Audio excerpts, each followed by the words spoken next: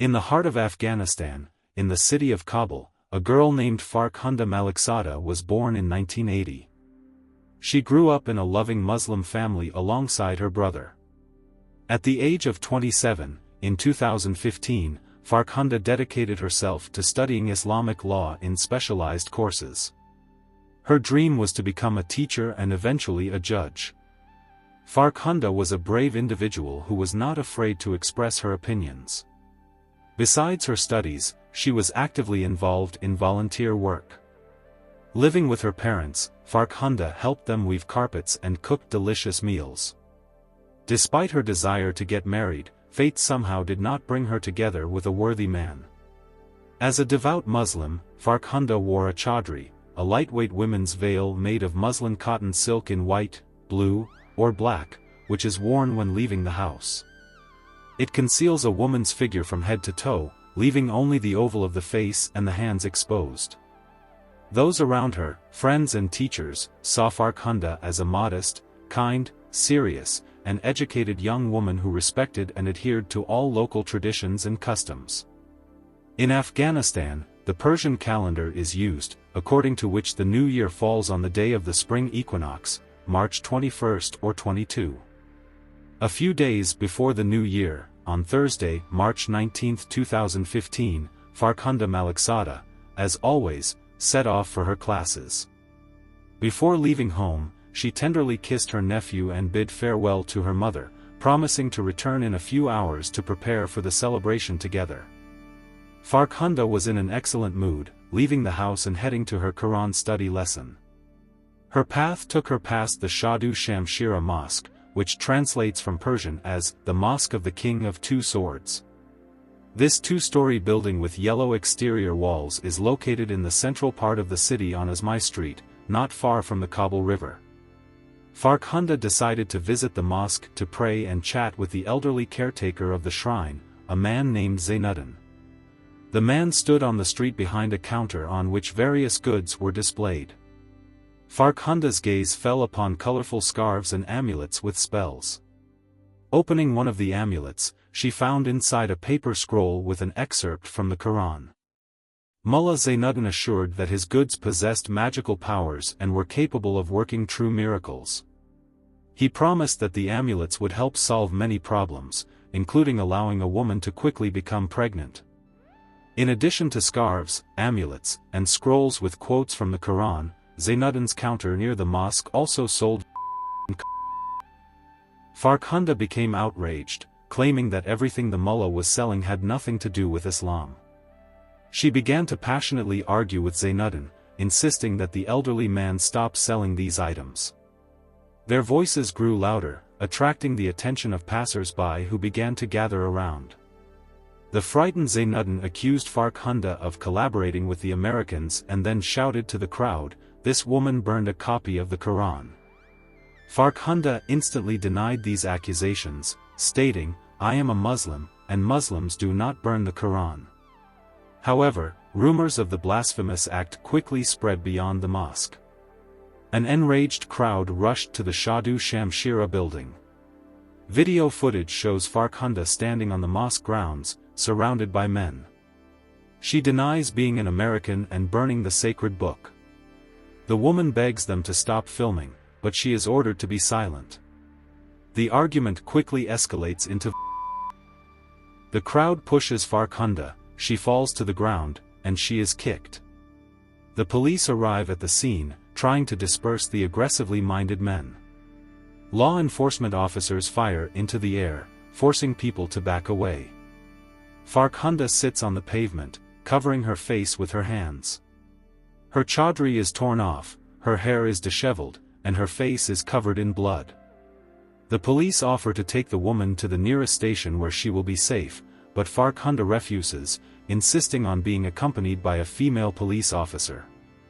She does not trust the male officers and wants to avoid unnecessary contact with them. Two mosque-goers help Farkhunda get up and lead her into the inner courtyard. While Farkhunda was in the inner courtyard of the mosque, the enraged crowd of men continued to shout insults at her. Eyewitnesses filmed everything that was happening on their phones. The Afghans who had gathered near the mosque unanimously decided that Farkhunda should be executed immediately for burning a copy of the sacred Quran. They believed that she deserved to go straight to hell. Meanwhile, about 1,000 people had already gathered on the street, watching the developments. It is estimated that approximately 150 men directly participated in the brutal lynching of the defenseless woman. The aggressive mob burst into the mosque. The police tried to restrain the attackers and force them to stop, but their efforts were in vain. In the end, the law enforcement officers simply gave up and helplessly watched what was happening. The enraged men dragged Farkhunda to the roof of the mosque and threw her down from there. I will not go into the gruesome details, but it is known that the woman desperately tried to defend herself, although she had virtually no chance of surviving.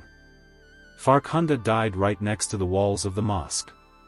After that, the victim's body was tied with a long rope to a car and dragged through the city streets for about 200 meters.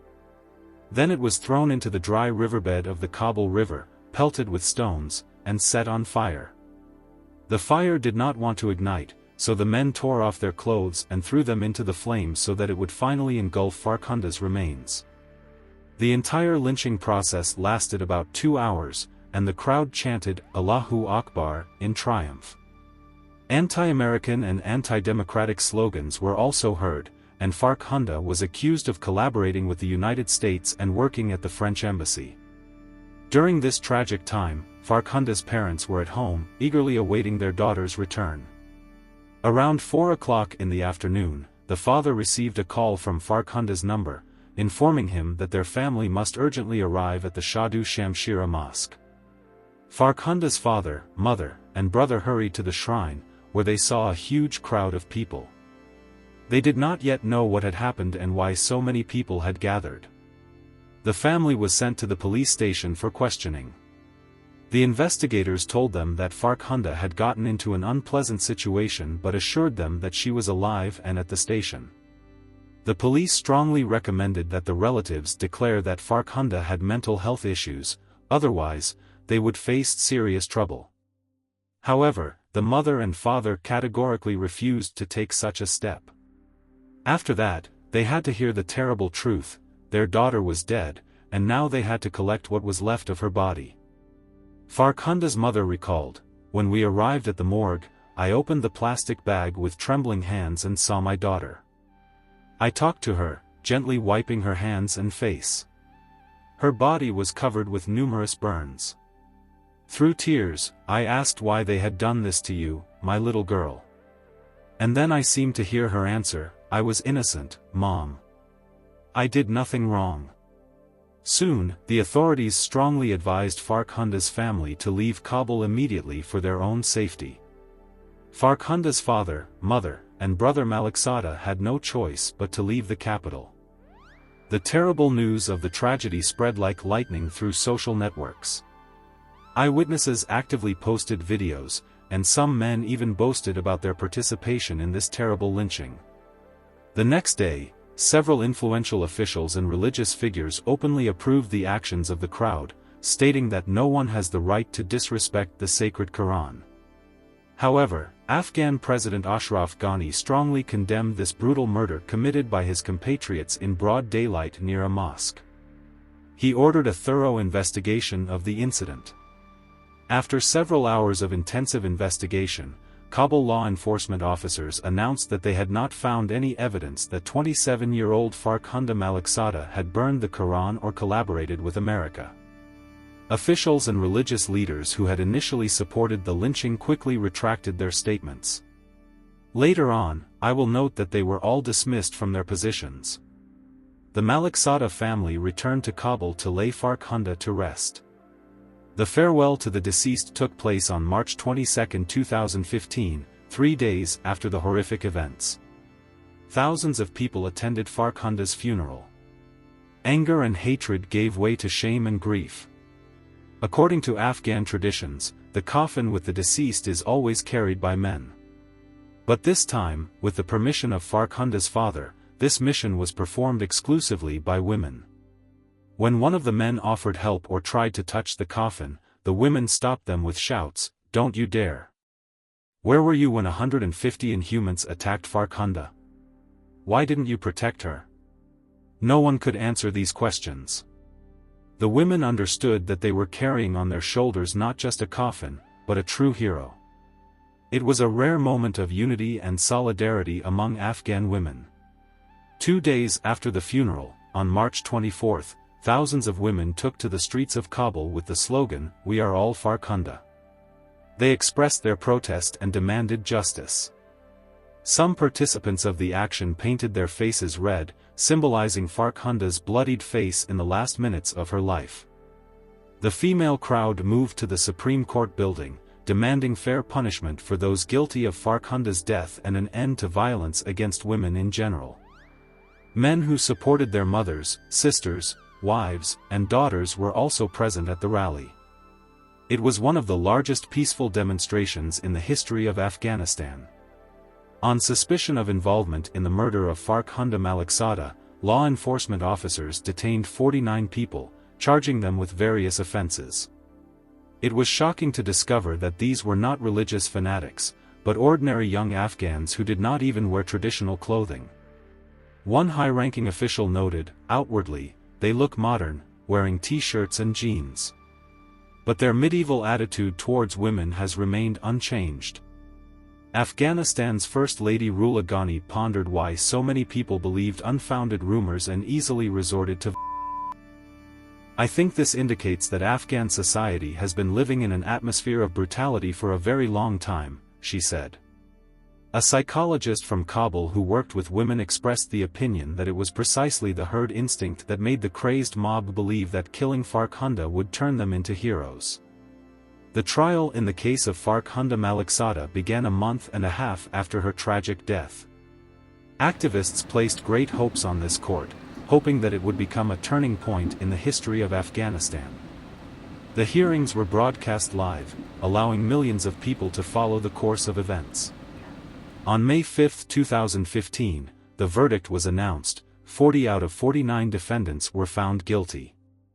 26 defendants were acquitted due to insufficient evidence. 11 police officers received 1 year in prison each for failing to protect Farkhunda from the enraged crowd. 8 civilians were sentenced to 16 years in prison. 4 participants in the lynching, including the mosque caretaker Zainuddin, who, according to the investigation, incited people to were sentenced to death. Among those facing the death penalty was 16-year-old Yaqub, the eldest son in his family, who was fond of football and boxing. On the day of the tragedy, the young man was working in an eyewear store owned by his uncle. Hearing the commotion on the street, Yaqub ran out of the store and saw the crowd dragging a woman's lifeless body on a rope behind a car. Spurred on by emotions, the boy joined the mob and took part in the brutal lynching. Cameras captured the moment when Yaqub threw a huge stone at Farkhunda. Upon learning of their son's deed, Yaqub's parents were shocked and saddened. They could never have imagined that their boy was capable of such a thing. At the same time, they insisted that, although Yaqub had shown disrespect to the deceased, he was not a murderer. On July 2, 2015, a closed session of the appellate court was held, at which the previous sentences were reviewed. The death sentences were overturned and replaced with long prison terms. 3 convicts received 20 years behind bars each. Yaqub was sentenced to 10 years in prison. The 11 police officers who were initially given 1 year in prison each spent only a few months in jail and were released on bail. 4 of them were completely acquitted and even returned to their positions in the Ministry of Internal Affairs. Such a court decision caused a wave of outrage in Kabul. Farkhunda's relatives, activists, and human rights defenders unanimously declared that all the sentences were too lenient. In their opinion, the indulgent attitude towards the criminals only reflected the general tolerance of Afghan society towards against women. The Afghan government has once again proven that this country is not for women, the activists said. We understand that the authorities will again be unable to protect us. Farkhunda is not the first and, unfortunately, not the last victim. On March 23, 2016, a year after the tragedy, a memorial in honor of Farkhunda Malikzada was opened in Kabul. It was installed on the riverbank where the girl's body was burned. In Afghanistan, Farkhunda was officially recognized as a martyr, a status that is usually granted only to fallen soldiers. As a sign of respect, the street where the murder took place was renamed in her honor. In the Shadu Shamshira Mosque, where the tragedy began, there are now new caretakers. They have banned visitors from aimlessly wandering around the shrine and using mobile phones. Khoja Naeem, one of the new overseers, says that initially, these rules caused discontent among the parishioners. "We explain to people, come, pray, and go. There's no point in loitering around the holy place idly," says Khoja Naeem. And as for the ban on phones, it is justified. Why now, when someone falls, do we not extend a helping hand, but reach for gadgets to film? This should not be the case. After the lynching of Farkhunda, many Afghan women complained on social networks that men, feeling impunity, began to behave even more brazenly. They openly harassed women, blaming them for provoking the anger of the mob. Female office workers and university students faced insults from male colleagues and classmates. They also noticed that many men mocked Farkhunda's tragic fate, even knowing that the accusations of burning the Quran were unfounded. According to some men, Farkhunda deserved to die for her insufficiently modest appearance. They noted that the lynching video shows that the girl was without a hijab and with loose hair, as the crowd had torn off her head covering. Others claimed that Farkhunda paid the price for modern Afghan women moving away from traditions and losing their faith. In response, the activists declared, "We will continue to fight for our rights and protect women. We will make every effort to ensure that innocent victims of violence, such as Farkhunda, achieve justice." But despite all these assurances, women in Afghanistan still live in constant fear. Thank you for watching this story. Write your thoughts about it in the comments. Don't miss the future videos, subscribe and like the channel. Take care of yourself and people you love.